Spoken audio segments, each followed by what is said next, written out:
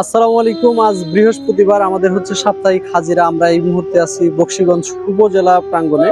আর আমাদের কিন্তু প্রত্যেক সপ্তাহে উপজেলা এবং থানায় এসে হাজিরা দিতে হয়। আর আরেকটা বিষয় যেটা না বললেই নয়, আমরা গ্রাম পুলিশে যারা চাকরি করি, বিশেষ করে সারা বাংলাদেশে আমার মতো প্রায় 45,000 প্লাস যারা চাকরিজীবী রয়েছে, বিশেষ করে গ্রাম পুলিশে চাকরি করে, তারা কিন্তু সবসময় অবহেলিত। গ্রাম পুলিশ চাকরি যারা করে সবাই অবহেলিত। আর এটার আরেকটা প্রমাণ হচ্ছে, আপনারা দেখেন গত শারদীয় দুর্গা পূজা গেল, আমরা কিন্তু সারা বাংলাদেশের গ্রাম পুলিশরা দুর্গা পূজায় ডিউটি করেছি দিনরাত। আমরা গ্রাম পুলিশরা যে সবসময় অবহেলিত, এটার আরেকটা প্রমাণ হচ্ছে আমরা শারদীয় দুর্গা পূজায় ডিউটি পালনের সময় আমাদের দৈনিক খোরাকি ভাতা হিসেবে 500 টাকা করে দেওয়ার কথা ছিল, কিন্তু এখানে আমাদের বরাদ্দ হয়েছে মাত্র 300 টাকা করে। এটা আসলে আবারও প্রমাণ হলো যে আমরা গ্রাম পুলিশরা বাংলাদেশের যারা চাকরিরত আছে সবসময় আমরা অবহেলিত।